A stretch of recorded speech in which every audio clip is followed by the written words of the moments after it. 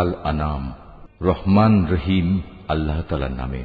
সমস্ত প্রশংসা আল্লাহর জন্য, যিনি আকাশমালা ও ভূমণ্ডল পয়দা করেছেন এবং তিনি অন্ধকার সমূহ ও আলো সৃষ্টি করেছেন।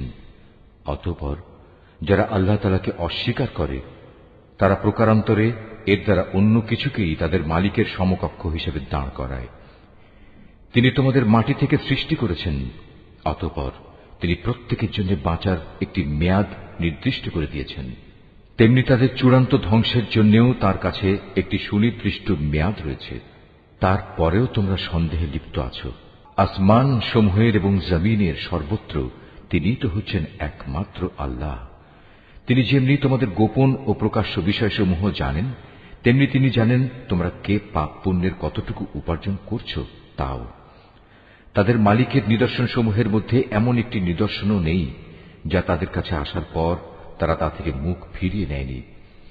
তাদের কাছে যতবারই আমার পক্ষ থেকে সত্য দিন এসেছে ততবারই তারা তা অস্বীকার করেছে। অচিরেই তাদের কাছে সে খবরগুলো এসে হাজির হবে যা নিয়ে তারা হাসি তামাশা করছিল। তারা কি দেখেনি তাদের আগে আমি এমন বহু জাতিকে বিনাশ করে দিয়েছি যাদের আমি পৃথিবীতে এমনভাবে প্রতিষ্ঠা দান করেছিলাম যা তোমাদেরও করিনি। আকাশ থেকে তাদের ওপর আমি প্রচুর বৃষ্টি বর্ষণ করেছি, আবার তাদের মাটির নিচ থেকে আমি ঝর্ণাধারা প্রবাহিত করে দিয়েছি। অতঃপর আমি তাদের পাপের কারণে চিরতরে ধ্বংস করে দিয়েছি, আর তাদের পর তাদের জায়গায় আবার আমি এক নতুন জাতির উত্থান ঘটিয়েছি। হে নবী, আমি যদি তোমার কাছে কাগজে লেখা কোনো কিতাব নাজিল করতাম এবং তারা যদি তাদের হাত দিয়ে তা স্পর্শ করত, তাহলেও কাফেররা বলতো এটা তো সুস্পষ্ট জাদু ছাড়া আর কিছুই নয়। তারা বলে, এ নবীর প্রতি কোনো ফেরেশতা নাজিল করা হলো না কেন, যে তার সত্যতা সম্পর্কে আমাদের বলে দিত। যদি সত্যিই আমি কোনো ফেরেশতা পাঠিয়ে দিতাম তাহলে তাদের ফয়সালা তো তখনই হয়ে যেত, এরপর তাদের তো আর কোনো অবকাশই দেয়া হতো না। তাছাড়া আমি যদি সত্যিই ফেরেশতা পাঠাতাম তাকেও তো মানুষের আকৃতিতেই পাঠাতাম, তখনও তো তারা এমনিভাবে আজকের মতো সন্দেহে নিমজ্জিত থাকত। হে রাসূল, তোমার আগেও বহু নবী রাসূলকে এভাবে ঠাট্টা বিদ্রূপ করা হয়েছিল।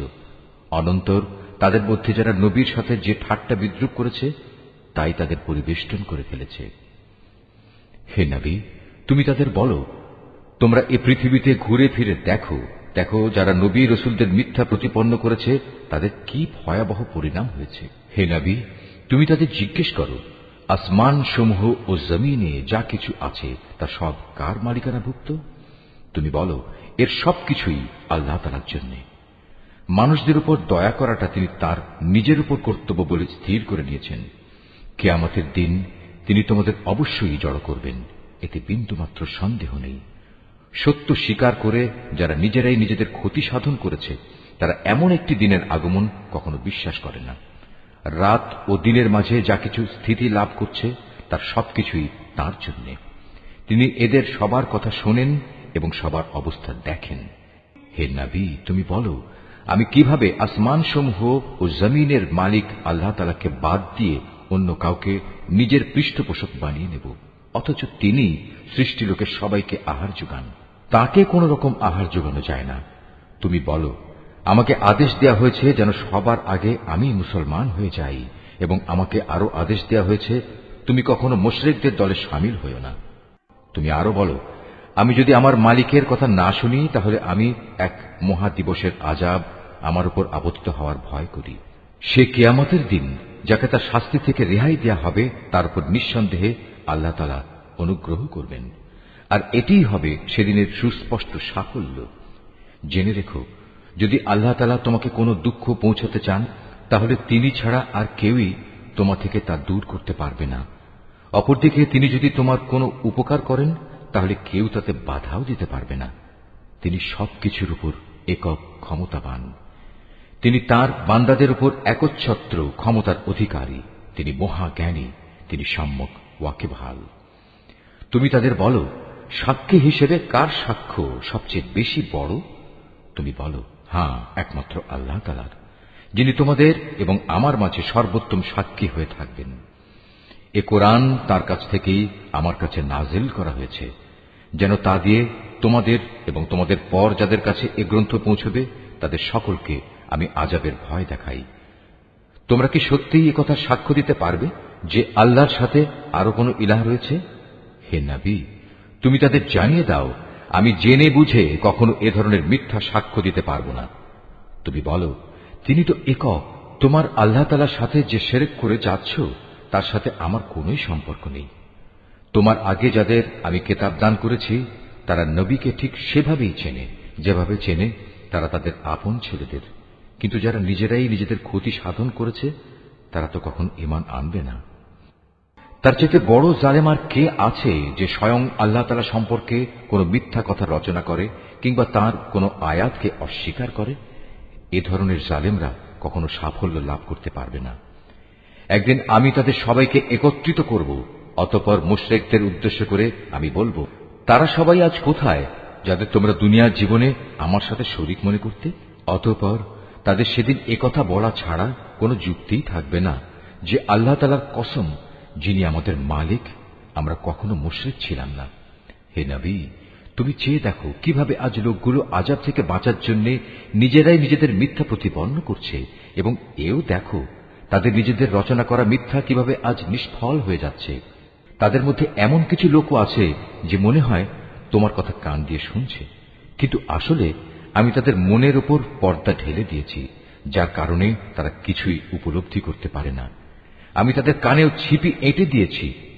মূলত তারা যদি আল্লাহর সব নিদর্শন দেখেও নেয় তবু তারা তার প্রতি ঈমান আনবে না। এমনকি তারা যখন তোমার সামনে আসবে তখন তোমার সাথে বিতর্কে লিপ্ত হবে। কোরআনের আয়াত সম্পর্কে কাফেররা বলবে, এ তো পুরনো দিনের গল্প কথা ছাড়া আর কিছুই নয়। তারা যেমন নিজেদের তা শোনা থেকে বিরত রাখে, তেমনি অন্যদেরও তা থেকে দূরে রাখে। মূলত এ আচরণে তারা নিজেদেরই ধ্বংস সাধন করছে, অথচ তারা কোনো খবরই রাখে না। তুমি যদি সত্যিই তাদের দেখতে পেতে, যখন এই হতভাগ্য ব্যক্তিদের জ্বলন্ত আগুনের পাশে এনে দাঁড় করানো হবে, তখন তারা চিৎকার করে বলবে, হায়, যদি আমাদের আবার দুনিয়ায় ফেরত পাঠানো হতো তাহলে আমরা আর কখনো আমাদের মালিকের আয়াতসমূহকে মিথ্যা প্রতিপন্ন করতাম না, এবং আমরা অবশ্যই ঈমানদার লোকদের দলে শামিল হয়ে যেতাম। এর আগে যা কিছু তারা গোপন করে আসছিল, আজ তা তাদের সামনে উন্মুক্ত হয়ে গেল। আসলে যদি তাদের আবার দুনিয়ায় ফেরত পাঠানোও হয় তবু তারা তাই করে বেড়াবে যা থেকে তাদের নিষেধ করা হয়েছিল। তারা আসলেই মিথ্যাবাদী। এই লোকগুলো আরো বলে, আমাদের পার্থিব জীবনই হচ্ছে একমাত্র জীবন, আমরা কখনোই পুনর্জীবিত হব না।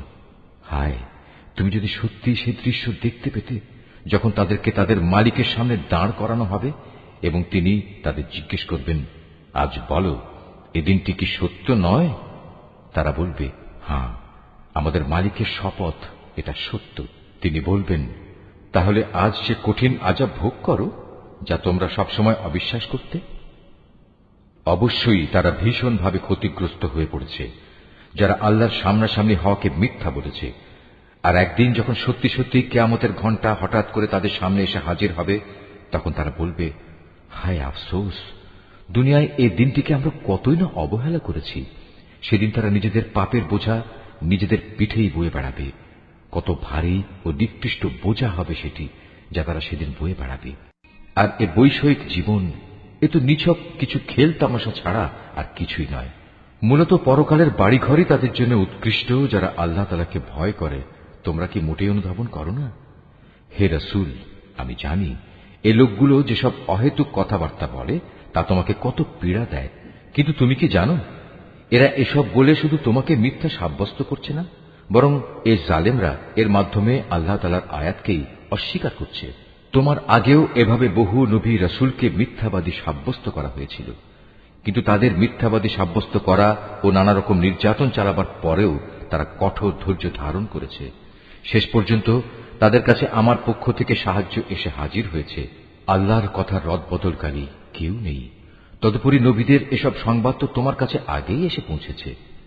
তারপরেও যদি তাদের এ উপেক্ষা তোমার কাছে কষ্টকর মনে হয়, তাহলে তোমার সাধ্য থাকলে তুমি পালানোর জন্য ভূগর্ভে কোনো সুড়ঙ্গ কিংবা আসমানের সিঁড়ি তালাশ করো, সেখানে চলে যাও এবং সেখান থেকে তাদের জন্য কোনো কিছু একটা নিদর্শন নিয়ে এসো। আসলে আল্লাহ তাআলা যদি চাইতেন তাদের সবাইকে হেদায়েতের উপর জড়ো করে দিতে পারতেন। তুমি কখনো জেনে বুঝে মূর্খ লোকদের দলে শামিল হইও না। যারা এ কথাগুলো যথাযথভাবে শোনে তারা অবশ্যই আল্লাহর ডাকে সাড়া দেয়। যারা মরে গেছে আল্লাহ তাআলা এদের সবাইকেও কবর থেকে উঠিয়ে জড়ো করে নেবেন। অতঃপর মহাবিচারের জন্য তারা সবাই তার সামনে প্রত্যাবর্তিত হবে। এরা বলে, নবীর উপর তার মালিকের পক্ষ থেকে আমাদের কথা মতো কোনো নিদর্শন নাজিল করা হয়নি কেন? হে রাসূল, তুমি তাদের বলো, অবশ্যই আল্লাহ তাআলা সব ধরনের নিদর্শন পাঠানোর ক্ষমতা রাখেন, কিন্তু সত্য কথা হচ্ছে এদের অধিকাংশ লোকই কিছু জানে না। জমিনের বুকে বিচরণশীল যে কোনো জন্তু কিংবা বাতাসের বুকে নিজ ডানা দুটি দিয়ে উড়ে চলা যে কোনো পাখি তোমরা দেখো না কেন? এগুলো সবই তোমাদের মতো আল্লাহ তাআলার সৃষ্টি। আমি আমার গ্রন্থে তথ্য সংযোজনে কোনো কিছুই বাকি রাখিনি। অতঃপর এদের সবাইকে একদিন তাদের মালিকের কাছে ফিরে যেতে হবে। যারা আমার আয়াতকে মিথ্যা সাব্যস্ত করে তারা হেদায়েতের ব্যাপারে বধির ও মূক, তারা অন্ধকারে পড়ে আছে। আল্লাহ তাআলা যাকে চান তাকে গোমরাহ করে দেন, আবার যাকে চান তাকে সঠিক পথের উপর স্থাপন করে দেন। তুমি বলো, তোমরা কি ভেবে দেখেছ যখন তোমাদের উপর আল্লাহর পক্ষ থেকে বড় ধরনের কোনো আযাব আসবে কিংবা হঠাৎ করে কিয়ামত এসে হাজির হবে, তখন তোমরা কি আল্লাহ তাআলা ছাড়া আর কাউকে ডাকবে? জবাব দাও, যদি তোমরা সত্যবাদী হও, বরং তোমরা সেদিন শুধু তাকেই ডাকবে। তোমরা যে জন্য তাকে ডাকবে তিনি চাইলে তা দূর করে দেবেন, এবং যাদের তোমরা আল্লাহ তাআলার সাথে অংশীদার বানাতে তাদের সবাইকেই তখন তোমরা ভুলে যাবে। তোমার আগের জাতিসমূহের কাছেও আমি আমার রাসূল পাঠিয়েছিলাম, তাদেরও আমি দুঃখ, কষ্ট ও বিপর্যয়ের জালে আটকে রেখেছিলাম, যাতে করে তারা বিনয়ের সাথে নতি স্বীকার করে। কিন্তু সত্যি যখন তাদের কাফের দলের উপর আমার বিপর্যয় এসে আপতিত হল, তখনও তারা বিনীত হল না। অধিকন্তু তাদের অন্তর এতে আরো শক্ত হয়ে গেল, এবং তারা যা করে যাচ্ছিল শয়তান তাদের কাছে তা আকর্ষণীয় করে তুলে ধরল। অতঃপর তারা সেসব কিছুই ভুলে গেল যা তাদের বারবার স্মরণ করানো হয়েছিল। তারপরেও আমি তাদের উপর সচ্ছলতার সব কয়টি দুয়ারই খুলে দিলাম।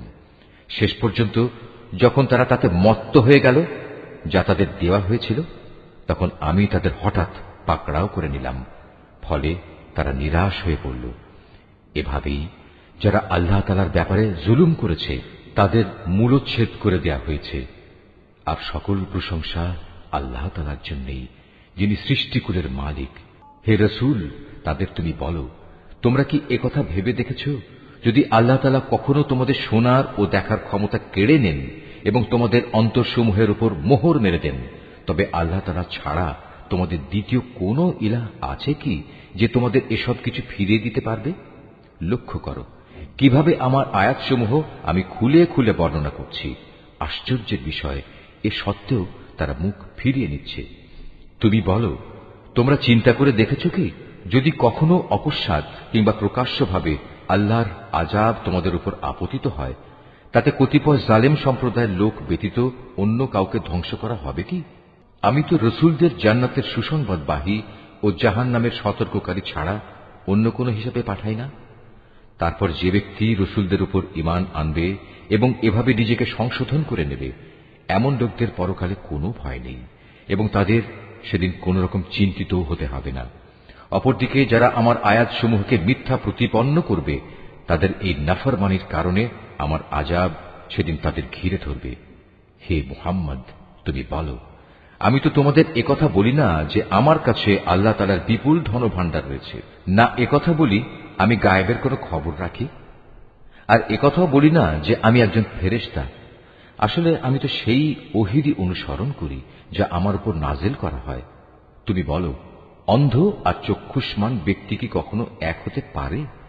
তোমরা কি চিন্তা ভাবনা করে দেখো না?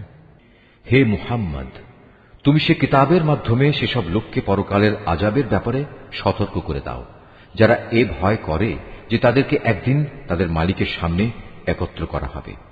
সেদিন তাদের জন্য তিনি ছাড়া দ্বিতীয় কোনো সাহায্যকারী বন্ধু কিংবা কোনো সুপারিশকারী থাকবে না।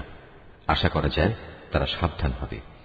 যারা সকাল সন্ধ্যায় তাদের মালিককেই ডাকে, তাঁরই সন্তুষ্টি কামনা করে, তাদের তুমি কখনো তোমার কাছ থেকে সরিয়ে দিও না, কারণ তাদের কাজকর্মের জবাবদিহিতার দায়িত্ব যেমন তোমার উপর কিছুই নেই, তেমনি তোমার কাজকর্মের হিসাব কেতাবের কোন রকম দায়িত্ব তাদের উপর নেই।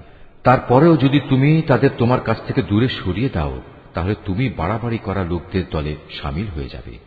আর আমি এভাবেই তাদের একদল দ্বারা অন্য দলের পরীক্ষা নিয়েছি, যেন তারা একদল একথা বলতে পারে যে এরাই কি হচ্ছে আমাদের মাঝে সে দলের লোক যাদের উপর আল্লাহ তাআলা তার অনুগ্রহ করেছেন। আল্লাহ তাআলা কি ভালো করে জানেন না কারা তার প্রতি কৃতজ্ঞ?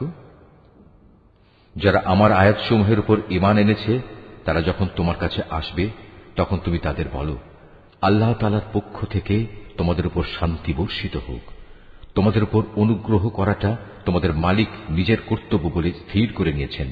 তবে তোমাদের মধ্যে যদি কেউ কখনো অজ্ঞানতাবশত কোনো অন্যায় কাজ করে বসে এবং পরক্ষণে তওবা করে ও নিজের জীবন শুধরে নেয়, তাহলে আল্লাহ তাআলা তাকে ক্ষমা করে দেবেন। তিনি একান্ত ক্ষমাশীল ও পরম দয়ালু। আর এভাবেই আমি আমার আয়াতসমূহ বিশদভাবে বর্ণনা করি, যাতে অপরাধীদের পথ পরিষ্কার হয়ে যায়। হে মুহাম্মদ, তুমি তাদের বলে দাও, এক আল্লাহ তাআলাকে বাদ দিয়ে তোমরা আর যাদের গোলামি করছো, আমাকে নিষেধ করা হয়েছে আমি যেন তাদের গোলামি না করি। তুমি তাদের এও বলে দাও, আমি কখনো তোমাদের খেয়াল খুশির অনুসরণ করি না। তেমনটি করলে আমি নিঃসন্দেহে গোমরা হয়ে যাব এবং আমি আর সত্যের অনুসরণকারী দলের সাথে থাকব না। তুমি বলো, আমি অবশ্যই আমার মালিকের এক উজ্জ্বল দলিল প্রমাণের উপর প্রতিষ্ঠিত আছি এবং তাকেই তোমরা অস্বীকার করছ। তাকে অস্বীকার করার পরিণাম যা তোমরা দ্রুত দেখতে চাও তা ঘটানোর ক্ষমতা আমার কাছে নেই। সব জিনিসের চূড়ান্ত ক্ষমতা তো কেবলমাত্র আল্লাহ তাআলার হাতেই রয়েছে। আর এই মহা সত্যটি তিনি তোমাদের কাছে বর্ণনা করছেন। তিনিই হচ্ছেন উত্তম ফয়সালাকারী। তুমি বলো, আযাবের যে বিষয়টার জন্য তোমরা তাড়াহুড়ো করছো তা ঘটানো যদি আমার ক্ষমতার মধ্যে থাকত, তাহলে তোমাদের ও আমার মধ্যকার ফয়সালা আগেই হয়ে যেত। জালেমদের সাথে কি আচরণ করা উচিত তা আল্লাহ তাআলা ভালো করেই জানেন। যাবতীয় অদৃশ্য বিষয়ের চাবি তার হাতেই নিবদ্ধ রয়েছে। সেই অদৃশ্য খবর তো তিনি ছাড়া আর কারোরই জানা নেই। জলে স্থলে যেখানে যা কিছু আছে তা শুধু তিনিই জানেন। এই সৃষ্টিরাজির মধ্যে একটি পাতা কোথাও ঝরে না যার খবর তিনি জানেন না। মাটির অন্ধকারে একটি শস্যকণাও নেই, নেই কোনো তাজা সবুজ কিংবা ক্ষয়িষ্ণু শুকনো কিছু যার পূর্ণাঙ্গ বিবরণ একটি সুস্পষ্ট গ্রন্থে মজুদ নেই। তিনি মহান আল্লাহ, যিনি রাতের বেলা তোমাকে মৃত লোকের মতো করে ফেলেন, আবার দিনের বেলায় তোমরা যা কিছু জমিনের বুকে করে বেড়াও তাও তিনি পুঙ্খানুপুঙ্খ জানেন। পরিশেষে সেখানে তিনি তোমাদের মৃত সম অবস্থা থেকে আবার জীবনের অবস্থায় ফিরিয়ে আনেন, যাতে করে তোমাদের নির্দিষ্ট সময়কাল এভাবে পূর্ণতা প্রাপ্ত হতে পারে। আর এ মেয়াদ পূর্ণ করার পর তোমাদের সবার প্রত্যাবর্তন একদিন তাঁর দিকেই সংঘটিত হবে। অতঃপর তিনি তোমাদের পুঙ্খানুপুঙ্খ বলে দেবেন তোমরা কি কাজ করছিলে। আল্লাহ তাআলা নিজ বান্দাদের যাবতীয় বিষয়ের উপর পূর্ণ মাত্রায় কর্তৃত্বশীল। এজন্যই তিনি তোমাদের উপর পাহারাদার ফেরেশতা নিযুক্ত করেন। অবশেষে তোমাদের কারো যখন মৃত্যু এসে হাজির হয় তখন প্রেরিত ফেরেশতারা এসে তার জীবনের সমাপ্তি ঘটিয়ে দেয়। দায়িত্ব পালনে এরা কখনো কোনো ভুল করে না। অতঃপর তাদের সবাইকে বিচারের জন্য তাদের আসল মালিকের সামনে ফিরিয়ে নেওয়া হবে। হুঁশিয়ার থেকো, কারণ যাবতীয় ক্ষমতা ও কর্তৃত্ব কিন্তু একা তাঁর এবং তড়িৎ হিসাব গ্রহণে তিনি অত্যন্ত তৎপর। তুমি তাদের বলো, যখন তোমরা স্থলভূমে ও সমুদ্রের অন্ধকারে বিপদে পড়ো, যখন তোমরা কাতর কণ্ঠে এবং নীরবে তাকে ডাকতে থাকো, তখন কে তোমাদের সেসব থেকে উদ্ধার করে? কাকে তোমরা তখন বলো, হে মালিক, আমাদের যদি তুমি বাঁচিয়ে দাও তাহলে আমরা তোমার কৃতজ্ঞ বান্দাদের দলে শামিল হয়ে যাব। তুমি বলে দাও, হ্যাঁ, আল্লাহ তাআলাই তখন তোমাদের সে অবস্থা থেকে এবং যাবতীয় বিপদ আপদ থেকে বাঁচিয়ে দেন। তারপরেও তোমরা তার সাথে অন্যদের শরীক করো। তুমি আরো বলো, আল্লাহ তাআলা তোমাদের উপর থেকে অথবা তোমাদের পায়ের নিচ থেকে আযাব পাঠাতে সক্ষম, অথবা তিনি তোমাদের দল উপদলে বিভক্ত করে এক দলকে আরেক দলের শাস্তির স্বাদ গ্রহণ করাতেও সম্পূর্ণরূপে সক্ষম। লক্ষ্য করো কিভাবে আমি আমার আয়াতসমূহ তাদের কাছে বর্ণনা করি, যাতে করে তারা সত্য অনুধাবন করতে পারে। তোমার জাতির লোকেরা তা অস্বীকার করেছে, অথচ তাই একমাত্র সত্য। তুমি তাদের এটুকুই বলে দাও, আমি তোমাদের উপর কর্মবিধায়ক নই। প্রতিটি বার্তার জন্য একটি সুনির্দিষ্ট দিনক্ষণ মজুদ রয়েছে এবং তোমরা অচিরেই তা জানতে পারবে। তুমি যখন এমন সব লোককে দেখতে পাও যারা আমার আয়াতসমূহ নিয়ে হাসি বিদ্রুপ করছে, তাহলে তুমি তাদের কাছ থেকে সরে এসো, যতক্ষণ না তারা অন্য কিছু বলতে শুরু করে। যদি কখনো শয়তান তোমাকে ভুলিয়ে ওখানে বসিয়ে রাখে, তাহলে মনে পড়ার পর জালিম সম্প্রদায়ের সাথে আর বসে থেকো না। তাদের এসব কার্যকলাপের ব্যাপারে আল্লাহ তাআলাকে যারা ভয় করে তাদের উপর হিসাবের কোনো দায় দায়িত্ব নেই। তবে উপদেশ তো দিয়েই যেতে হবে। হতে পারে তারা আল্লাহ তাআলাকে ভয় করবে। সেসব লোকের সঙ্গ তুমি বর্জন করো যারা তাদের দিনকে নিছক খেল তামাশায় পরিণত করে রেখেছে এবং এ পার্থিব জীবন যাদের প্রতারণার জালে আটকে রেখেছে। তুমি এ কোরআন দিয়ে তাদের আমার কথা স্মরণ করাতে থাকো, যাতে করে কেউ নিজের পার্থিব কর্মকাণ্ডের ফলে নিজেই ধ্বংস হয়ে যেতে না পারে। মহাবিচারের দিন তার জন্য আল্লাহ তাআলা ছাড়া অন্য সাহায্যকারী বন্ধু এবং সুপারিশকারী থাকবে না। সে যদি নিজে সবকিছু দিয়েও দেয়, তবু তার কাছ থেকে সেদিন তা গ্রহণ করা হবে না। এরাই হচ্ছে সে হতভাগ্য মানুষ যাদের নিজেদের অর্জিত গুনাহের কারণে তাদের ধ্বংস করে দেয়া হবে। আল্লাহ তাআলাকে অস্বীকার করার কারণে তাদের জন্য আরো থাকবে ফুটন্ত পানি ও মর্মন্তুদ শাস্তি। তুমি তাদের বলো, আমরা কি আল্লাহ তাআলাকে বাদ দিয়ে এমন কাউকে ডাকব যে না আমাদের কোনো উপকার করতে পারে না আমাদের কোনো অপকার করতে পারে? আল্লাহ তাআলা যেখানে আমাদের চলার জন্য সঠিক পথ বাতলে দিয়েছেন, সেখানে তাকে বাদ দিয়ে আমরা কি আবার উল্টো পথে ফিরে যাব?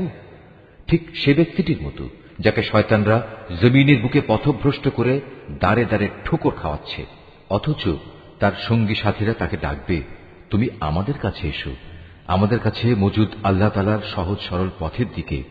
তুমি বলে দাও, সত্যিকার অর্থে হেদায়েত তো তাই যা আল্লাহর পক্ষ থেকে আসে, এবং আমাদের এ আদেশ দেয়া হয়েছে যেন আমরা সৃষ্টিকুলের মালিকের সামনে আনুগত্যের মাথা নত করি। আমরা যেন নামাজ প্রতিষ্ঠা করি এবং আল্লাহ তাআলাকে ভয় করি, কেননা তিনিই হচ্ছেন এমন সত্তা যার সামনে একদিন তোমাদের সমবেত করা হবে। তিনি যথাবিধি আসমান সমূহ ও জমিন সৃষ্টি করেছেন। যেদিন আবার তিনি বলবেন সব কিছু বিলীন হয়ে যাও, তখন সাথে সাথেই তা বিলীন হয়ে যাবে। তার কথাই হচ্ছে চূড়ান্ত সত্য। যেদিন সিঙায় ফু দেয়া হবে, সেদিন যাবতীয় কর্তৃত্ব ও বাদশাহী হবে একান্তই তাঁর।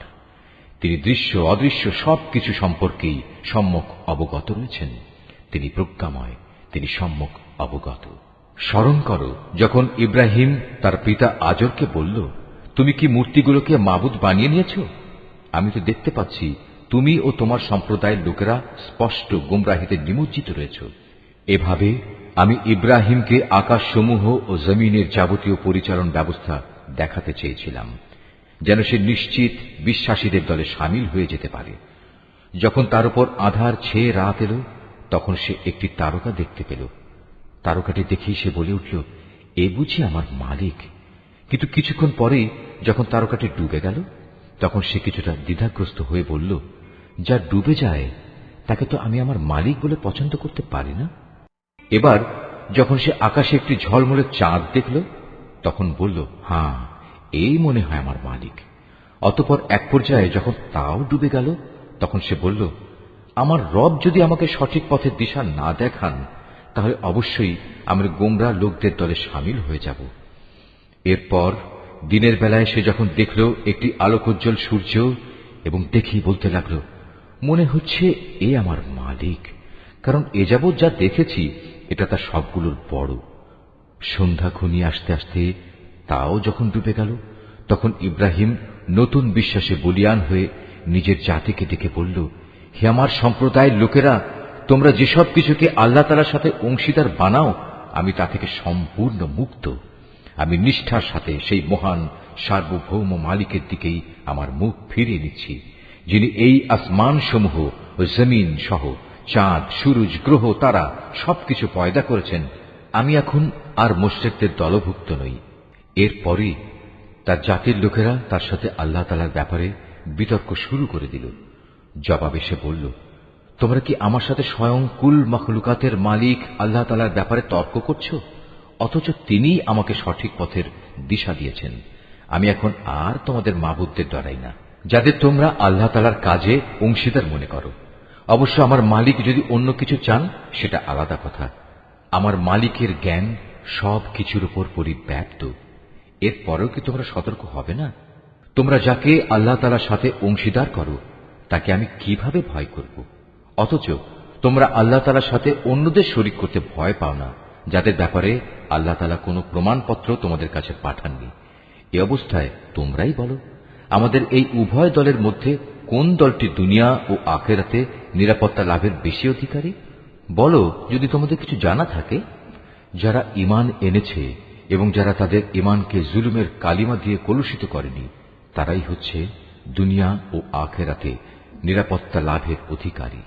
মূলত তারাই হচ্ছে হেদায়েত প্রাপ্ত। এ ছিল শিরক সম্পর্কিত আমার সেই অকাট্য যুক্তি, যা আমি ইব্রাহিমকে তার জাতির উপর দান করেছিলাম। এভাবেই আমি আমার জ্ঞান দিয়ে যাকে ইচ্ছা তাকে সমুন্নত করি।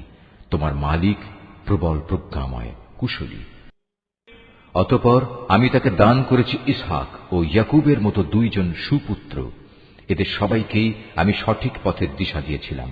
এদের আগে আমি নূহকেও হেদায়েতের পথ দেখিয়েছি। অতঃপর তার বংশের মাঝে দাউদ, সুলাইমান, আইয়ুব, ইউসুফ, মুসা এবং হারুনকেও আমি হেদায়েত দান করেছি। আর এভাবেই আমি সৎ কর্মশীলদের পুরস্কার দিয়ে থাকি। জাকারিয়া, ইয়াহিয়া, ঈসা এবং ইলিয়াসকেও আমি সঠিক পথ দেখিয়েছিলাম। এরা সবাই ছিল নেককারদের দলভুক্ত। আরো সৎ পথ দেখিয়েছিলাম ইসমাইল, ইয়াসা, ইউনুস এবং লূতকেও। এদের সবাইকেই আমি নবুয়ত দিয়ে সৃষ্টিকুলের উপর বিশেষ মর্যাদা দান করেছিলাম। এদের পূর্বপুরুষ, এদের পরবর্তী বংশধর ও এদের ভাই বন্ধুদেরও নেতৃত্বের জন্য নানাভাবে পুরস্কৃত করেছিলাম। আমি এদেরকেই বাছাই করে নিয়েছিলাম এবং সেজন্যই আমি এদের সবাইকে সরল পথে পরিচালিত করেছিলাম। এ হচ্ছে আল্লাহ তাআলার হেদায়েত। নিজ বান্দাদের মাঝে যাকে চান তিনি তাকেই এ হেদায়েত দান করেন। কিন্তু তারা যদি শিরক করত, তাহলে তাদের যাবতীয় কর্ম অবশ্যই নিষ্ফল হয়ে যেত। এরাই ছিল সেসব লোক যাদের আমি কিতাব, প্রজ্ঞা ও নবুয়ত দান করেছি। আজ যদি তারা তা অস্বীকার করে, তাতে আমার কোনোই ক্ষতি নেই। আমি তো অতীতে এমন এক সম্প্রদায়ের উপর এ দায়িত্ব অর্পণ করেছিলাম যারা কখনো এগুলো প্রত্যাখ্যান করেনি। আল্লাহ তাআলা এদের সবাইকে সৎ পথে পরিচালিত করেছেন। অতএব হে মুহাম্মদ, তুমি এদের পথেরই অনুসরণ করো এবং বলো, এজন্য আমি তোমাদের কাছ থেকে কোনো পারিশ্রমিক চাই না। আসলে এ হচ্ছে দুনিয়ার মানুষের জন্য একটি স্মরণিকা মাত্র। তারা আল্লাহ তাআলাকে তার যথাযোগ্য মর্যাদা দান করেনি। বিশেষ করে যখন তারা বলল, আল্লাহ তাআলা কোনো মানুষের উপর কোনো বস্তু গ্রন্থই নাজিল করেননি, তুমি তাদের জিজ্ঞেস করো, যদি তাই হয় তাহলে মুসার আনিত কিতাব, যা মানুষের জন্য ছিল এক আলোকবর্তিকা ও পথনির্দেশ, যা তোমরা কাগজের পাতায় লিখে রাখতে, যার কিছু অংশ তোমরা মানুষের সামনে প্রকাশ করতে এবং অধিকাংশই গোপন করে রাখতে। সর্বোপরি সে কিতাব দ্বারা তোমাদের এমন সব জ্ঞান শিক্ষা দেয়া হতো যার কিছুই তোমরা জানতে না এবং তোমাদের পূর্বপুরুষেরাও জানত না। তা কে নাজিল করেছেন? তুমি বলো, আল্লাহ তাআলাই তা নাজিল করেছেন। হে নবী, তুমি তাদের এ নিরর্থক আলোচনায় মত্ত থাকতে দাও। এটি এক বরকতপূর্ণ গ্রন্থ যা আমি তোমার কাছে পাঠিয়েছি। এটি আগের কিতাবের পুরোপুরি সত্যায়ন করে এবং যাতে এ কিতাব দিয়ে তুমি মক্কা ও তার পার্শ্ববর্তী জনপদসমূহের মানুষকে সাবধান করবে। যারা আখিরাতের উপর ঈমান আনে তারা এ কিতাবের উপর ঈমান আনে, আর তারা তাদের নামাজসমূহেরও হেফাজত করে।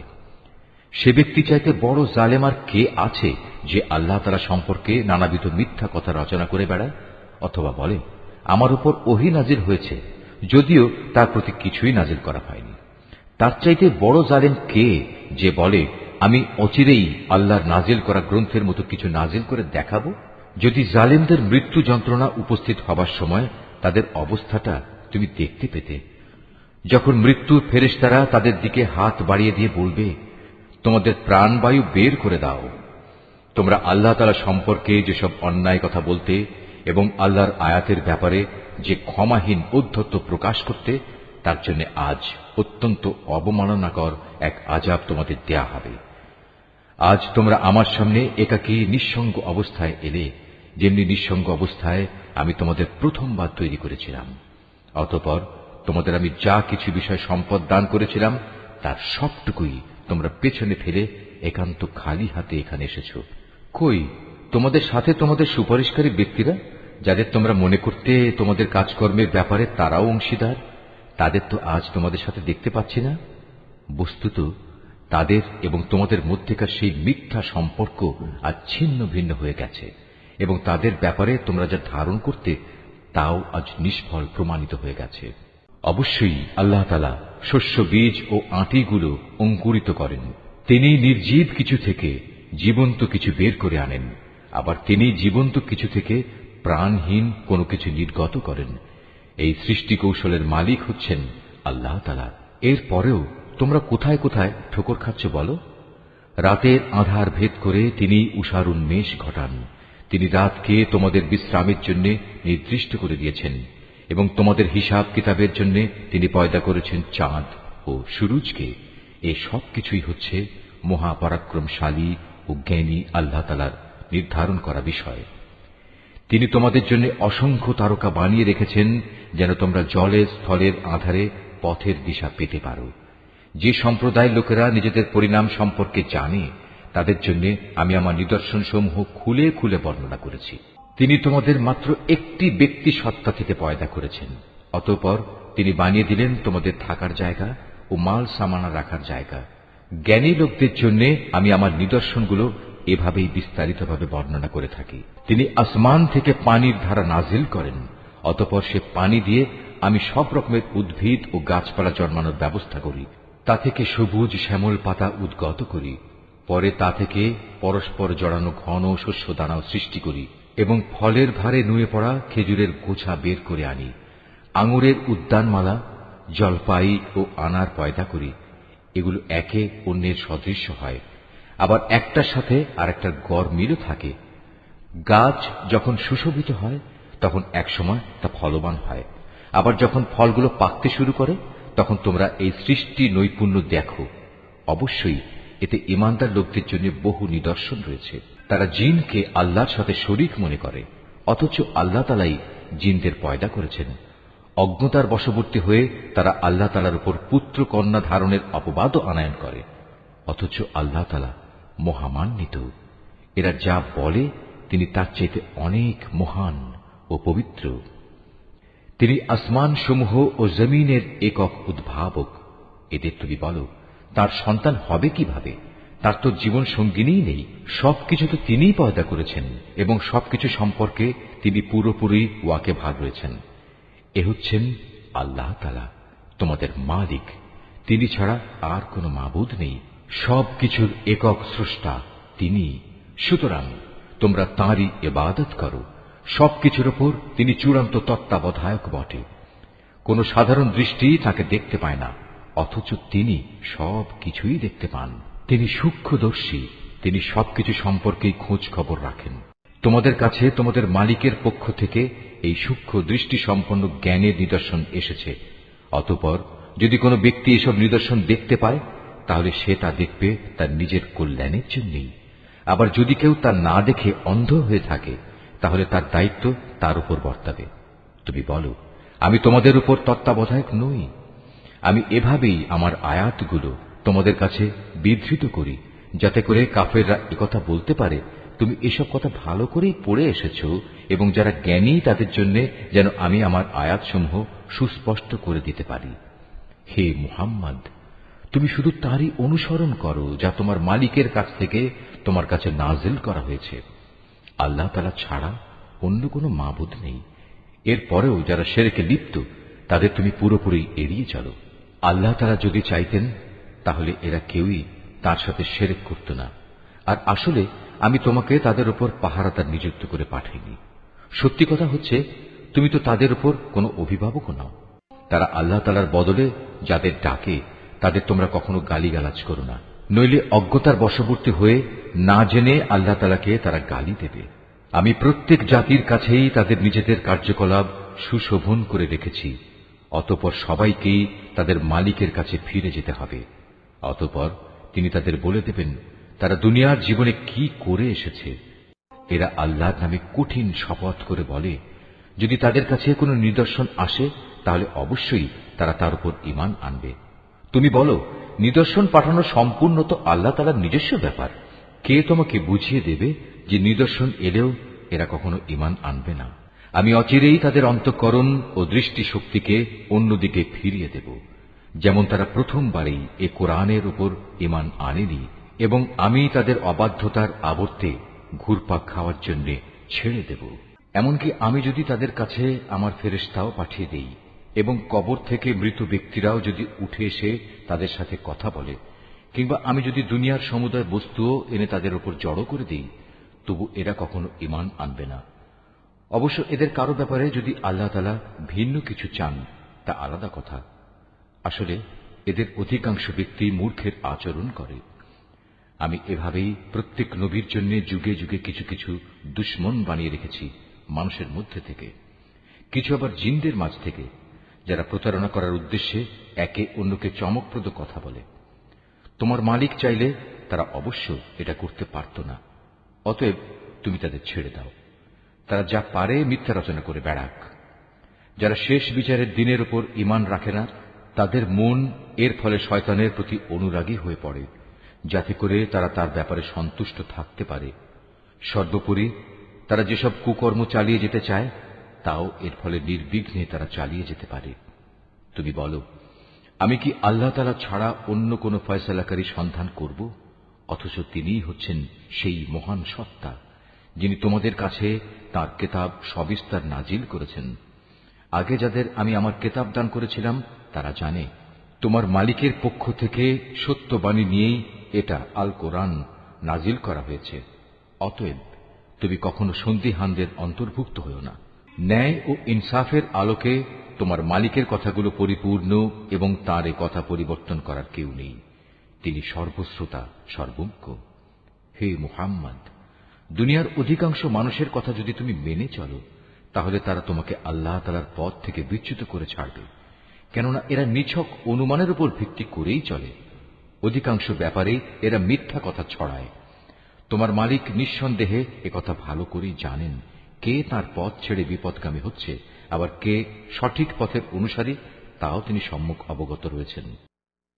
যদি আল্লাহ তাআলার আয়াতের উপর তোমরা বিশ্বাস করো, তাহলে তোমরা শুধু সেসব জন্তুর গোশত খাবে যার উপর জবাই করার সময় আল্লাহ তাআলার নাম নেওয়া হয়েছে। তোমাদের একই হয়েছে, তোমরা সেসব জন্তুর গোশত কেন খাবে না যার উপর জবাইয়ের সময় আল্লাহ তাআলার নাম নেওয়া হয়েছে? বিশেষ করে যখন আল্লাহ তাআলা পরিষ্কার করে বলে দিয়েছেন যে তিনি তোমাদের উপর কোন কোন বস্তু হারাম করেছেন। সে কথা আলাদা যখন তোমাদের একান্ত নিরুপায় অবস্থায় ফেলে দেয়া হয়। অধিকাংশ মানুষ সুষ্ঠু জ্ঞান ছাড়াই নিজেদের খেয়াল খুশি মতো মানুষকে বিপথে চালিত করে। নিঃসন্দেহে তোমার মালিক সীমা লঙ্ঘনকারীদের ভালো করেই জানেন।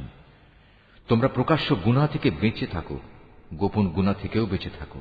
নিঃসন্দেহে যারা কোনো গুনাহের কাজ করবে তাদের কৃতকর্মের যথাযথ ফল তাদের প্রদান করা হবে। জবাইয়ের সময় যার উপর আল্লাহ তাআলার নাম নেওয়া হয়নি সে জন্তুর গোশত তোমরা কখনো খাবে না, কেননা তা হচ্ছে জঘন্য গুনাহের কাজ। শয়তানের কাজই হচ্ছে তার সঙ্গী সাথীদের মনে প্ররোচনা দেয়া, যেন তারা তোমাদের সাথে এ নিয়ে ঝগড়া বিবাদে লিপ্ত হয়। যদি তোমরা তাদের কথা মেনে চলো, তাহলে অবশ্যই তোমরা মুশরিক হয়ে পড়বে। যে ব্যক্তি একসময় ছিল মৃত, অতঃপর আমি তাকে জীবিত করলাম, তদুপরি তার জন্য এমন এক আলোকবর্তিকাও আমি বানিয়ে দিলাম যার আলো দিয়ে মানুষের সমাজে সে চলার দিশা পাচ্ছে। সে কি কখনো সে ব্যক্তির মতো হতে পারে যে এমন অন্ধকারে পড়ে আছে যেখান থেকে সে কোনো ক্রমে বেরিয়ে আসতে পারছে না? এভাবেই কাফেরদের কাছে তাদের কর্মকাণ্ড শোভনীয় ও সুখকর বানিয়ে রাখা হয়েছে। এভাবে আমি প্রত্যেক জনপদে তার কিছু কিছু বড় অপরাধী নিযুক্ত করে রেখেছি, যেন তারা সেখানে অন্যদের ধোঁকা দিতে পারে।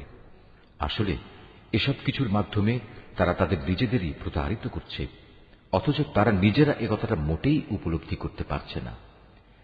তাদের কাছে যখনই আল্লাহর পক্ষ থেকে কোনো আয়াত আসে তখন তারা বলে ওঠে, আমরা এর উপর কখনো ঈমান আনব না যতক্ষণ না আমাদেরও তাই দেয়া হয় যা আল্লাহ রাসূলদের দেয়া হয়েছে। আল্লাহ তাআলা ভালো করেই জানেন তার নবুয়ত তিনি কোথায় রাখবেন। যারা এ অপরাধ করেছে তারা অচিরেই আল্লাহর পক্ষ থেকে অপমান ও কঠিন আযাবের সম্মুখীন হবে। আল্লাহ তাআলা কাউকে সৎ পথে পরিচালিত করতে চাইলে তিনি তার হৃদয় ইসলামের জন্য খুলে দেন, আবার যাকে তিনি বিপদগামী করতে চান তার হৃদয় অতিশয় সংকীর্ণ করে দেন। তার ইসলামের অনুসরণ হয় এমন যেন কোনো একজন ব্যক্তি আকাশে চড়তে চাইছে, আর যারা আল্লাহর উপর বিশ্বাস করে না আল্লাহ তাআলা এভাবেই তাদের উপর অপমানজনক এক লাঞ্ছনা ও নাপাকি ছেয়ে দেন। মূলত এটিই হচ্ছে তোমার মালিকের দেখানো সহজ সরল পথ। আমি অবশ্যই আমার আয়াতসমূহ উপদেশ গ্রহণে আগ্রহী সম্প্রদায়ের জন্য বিশদভাবে বর্ণনা করেছি। তাদের মালিকের কাছে রয়েছে তাদের জন্য শান্তির এক সুন্দর নিবাস। আল্লাহ তাআলাই তাদের অভিভাবক। দুনিয়ায় তারা যা করত এটা হচ্ছে তারই বিনিময়। স্মরণ করো, যেদিন আল্লাহ তাআলা সবাইকে একত্রিত করবেন, তখন তিনি শয়তানরূপী জিনদের বলবেন, হে জিন সম্প্রদায়, তোমরা তো বিভিন্ন সময় অনেক মানুষকে গোমরা করেছ। এ সময় মানুষের ভেতর থেকে যারা তাদের বন্ধু, তারা বলবে, হে আমাদের মালিক, আমরা এক একজনকে ব্যবহার করে দুনিয়ার জীবনে প্রচুর লাভ কামিয়েছি, আর এভাবেই আমরা চূড়ান্ত সময়ে এসে হাজির হয়েছি যা তুমি আমাদের জন্য নির্দিষ্ট করে রেখেছিলে। আল্লাহ তাআলা বলবেন, হ্যাঁ, আজ তোমাদের সে গুমরাহির জন্য তোমাদের ঠিকানা হচ্ছে জাহান্নামের আগুন, সেখানে তোমরা চিরকাল থাকবে।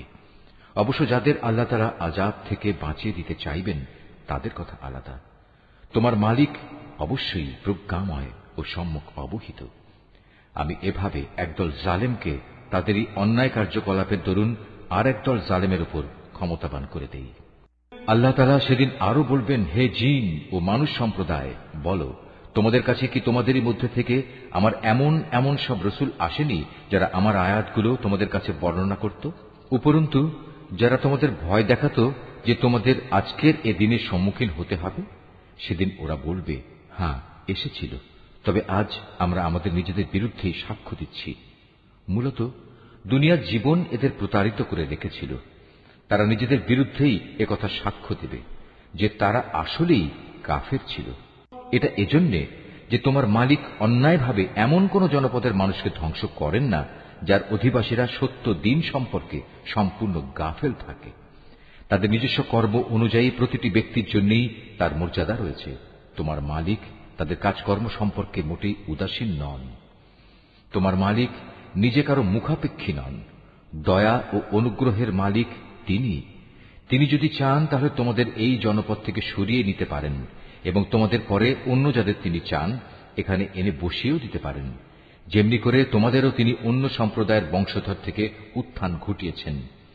তোমাদের কাছে যে প্রতিশ্রুতি দেয়া হচ্ছে তা অবশ্যই আসবে, আর তোমরা আল্লাহকে ব্যর্থ করে দেওয়ার ক্ষমতা রাখো না। তাদের তুমি বলে দাও, হে আমার জাতি, তোমরা নিজ নিজ জায়গায় যা যা করার করে যাও, আমিও আমার করণীয় করে যাব। অচিরেই তোমরা জানতে পারবে কার জন্য পরিণামে সুন্দর ঘর নির্দিষ্ট রয়েছে। জালেমরা কখনো সাফল্য লাভ করতে পারে না। স্বয়ং আল্লাহ তাআলা যে শস্য উৎপাদন করেছেন এবং গবাদি পশু সৃষ্টি করেছেন, এই মূর্খ ব্যক্তিরা তারই এক অংশ আল্লাহর জন্য নির্দিষ্ট করে রাখে এবং নিজেদের খেয়াল খুশি মতো একথা বলে, এ অংশ হচ্ছে আল্লাহর জন্য আর এ অংশ হচ্ছে আমাদের দেবতার জন্য। অতঃপর যা তাদের দেবতাদের জন্য রাখা হয় তা কখনো আল্লাহর কাছ পর্যন্ত পৌঁছয় না। যদিও আল্লাহর নামে যে ভাগ রাখা হয় তা শেষতক তাদের দেবতাদের কাছে গিয়েই পৌঁছে। কত নিকৃষ্ট তাদের এই বিচার! এভাবে বহু মুশরিকের ক্ষেত্রেই তাদের দেব দেবীরা তাদের আপন সন্তানদের হত্যা করার জঘন্য কাজও একান্ত শোভনীয় করে রেখেছে। এর উদ্দেশ্য হচ্ছে তাদের ধ্বংস সাধন করা এবং তাদের গোটা জীবন বিধানকেই তাদের কাছে সন্দেহের বিষয়ে পরিণত করে দেয়া। অবশ্য আল্লাহ তাআলা চাইলে তারা কখনো এ কাজ করত না। অতএব তুমি তাদের ছেড়ে দাও, মিথ্যা রচনা নিয়ে তাদের তুমি কিছুদিন ব্যস্ত থাকতে দাও। তারা বলে, এসব গবাদি পশু এবং এ খাদ্যশস্য নিষিদ্ধ তালিকাভুক্ত, আমরা যাকে চাইব সে ছাড়া অন্য কেউ তা খেতে পারবে না। এটা তাদের মন গড়া একটা ধারণা মাত্র। আবার তারা মনে করে কিছু গবাদি পশু আছে যার উপর আরোহণ করা নিষিদ্ধ, আবার কিছু গবাদি পশু আছে যার উপর জবাই করার সময় তারা আল্লাহর নাম স্মরণ করে না। আল্লাহর উপর মিথ্যা রচনা করার উদ্দেশ্যেই তাদের এসব অপচেষ্টা। অচিরেই আল্লাহ তাআলা তাদের এই মিথ্যাচারের জন্য তাদের যথাযথ প্রতিফল দান করবেন। তারা বলে, এসব গবাদি পশুর পেটে যা কিছু আছে তা শুধু আমাদের পুরুষদের জন্য নির্দিষ্ট এবং আমাদের স্ত্রীদের জন্য তা হারাম। তবে যদি এ পশুর পেটে মরা কিছু থাকে তাহলে তাতে তারা নারী পুরুষ উভয়ই সমান অংশীদার। আল্লাহ তাআলা অতি শীঘ্রই তাদের এ ধরনের উদ্ভট কথা বলার প্রতিফল দান করবেন, কেননা তিনি হচ্ছেন প্রবল প্রজ্ঞাময়, তিনি সর্বজ্ঞ। অবশ্য যারা নেহায়েত নির্বুদ্ধিতা ও অজ্ঞতার বশবর্তী হয়ে নিজেদের সন্তানদের হত্যা করল, এবং আল্লাহ তাআলা তাদের যে রিজিক দান করেছেন তা নিজেদের উপর হারাম করে নিল, আল্লাহ তাআলা সম্পর্কে নানা ধরনের মিথ্যা কথা রচনা করল, এসব কাজের মাধ্যমে নিঃসন্দেহে এরা সবাই দারুণভাবে ক্ষতিগ্রস্ত হয়ে গেল। এরা কখনো সৎ পথের অনুসারীদের দলভুক্ত ছিল না।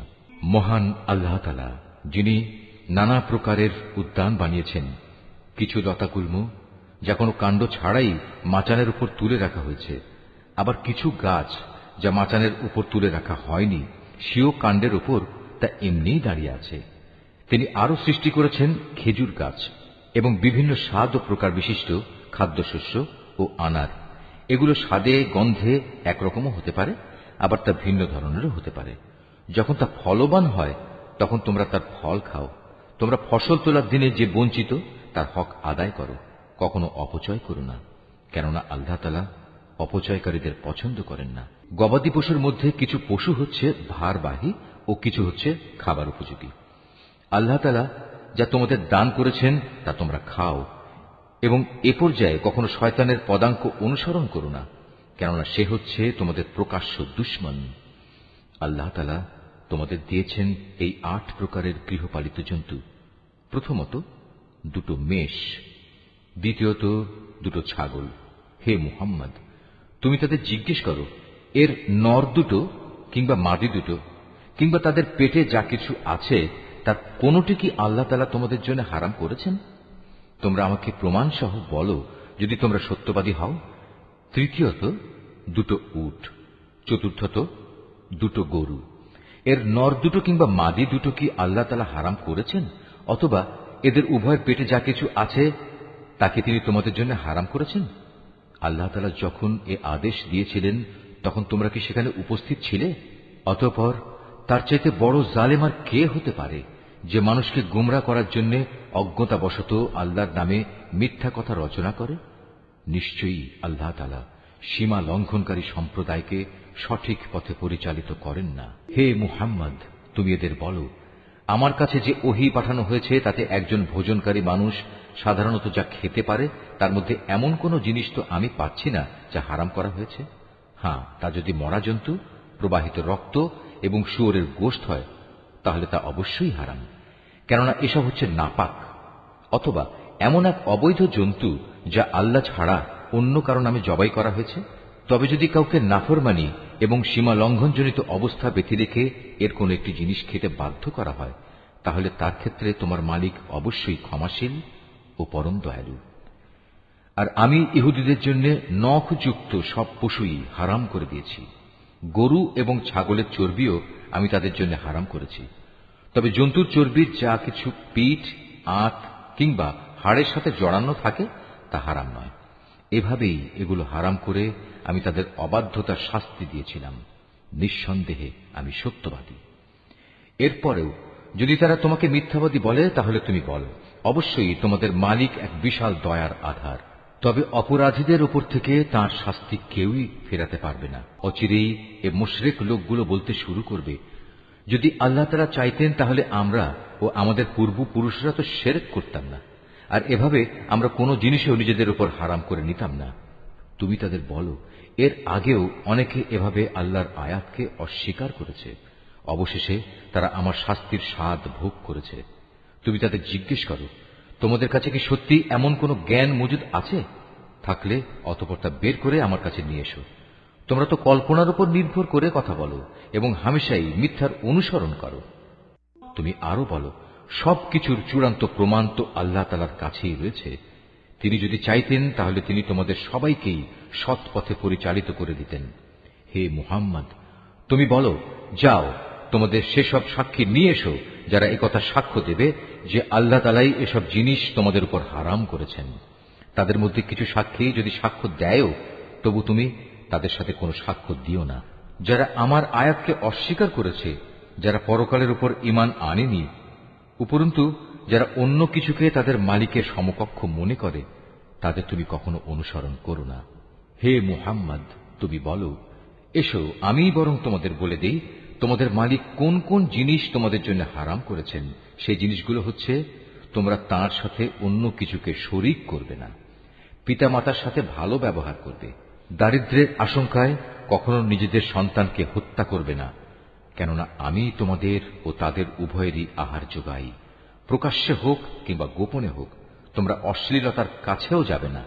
আল্লাহ তাআলা যে জীবনকে তোমাদের জন্য মর্যাদাবান করেছেন তাকে কখনো যথার্থ কারণ ব্যতি রেখে হত্যা করো না। এ হচ্ছে কতিপয় নির্দেশ। আল্লাহ তাআলা এর মাধ্যমে তোমাদের আদেশ দিয়েছেন, এগুলো যেন তোমরা মেনে চলো। আশা করা যায় তোমরা তাঁর বাণীসমূহ অনুধাবন করতে পারবে। তোমরা কখনো এতিমদের সম্পদের কাছেও যাবে না, তবে উদ্দেশ্য যদি নেক হয় তাহলে সে একটা নির্দিষ্ট বয়স সীমার পৌঁছা পর্যন্ত কোনো পদক্ষেপ নিলে তা ভিন্ন কথা। পরিমাপ ও ওজন করার সময় ন্যায্যভাবেই তা করবে। আমি কখনো কারো ওপর তার সাধ্য সীমার বাইরে কোনো দায়িত্ব চাপাই না। যখনই তোমরা কোনো ব্যাপারে কথা বলবে তখন ইনসাফ প্রতিষ্ঠা করবে, যদি তা তোমাদের একান্ত আপনজনের বিরুদ্ধেও হয়। তোমরা আল্লাহ তাআলাকে দেয়া সব অঙ্গীকার পূরণ করো। এ হচ্ছে আরো কতিপয় আদেশ। এর মাধ্যমে আল্লাহ তাআলা তোমাদের আদেশ দিয়েছেন তোমরা যেন এগুলো মেনে চলো। আশা করা যায় তোমরা উপদেশ গ্রহণ করতে পারবে। এটা হচ্ছে আমার দেখানো সহজ সরল পথ। অতএব একমাত্র এ পথেরই তোমরা অনুসরণ করো। কখনো ভিন্ন পথ অবলম্বন করো না, কেননা ভিন্ন পথ অবলম্বন করলে তা তোমাদের তাঁর পথ থেকে বিচ্ছিন্ন করে দেবে। এ হচ্ছে আরো কয়েকটি নির্দেশ। আল্লাহ তাআলা এর মাধ্যমে তোমাদের আদেশ দিচ্ছেন যেন তোমরা এগুলো মেনে চলো। আশা করা যায় তোমরা আল্লাহ তাআলাকে ভয় করবে। অতঃপর আমি মূসাকে হেদায়েত সম্বলিত কিতাব দান করেছিলাম।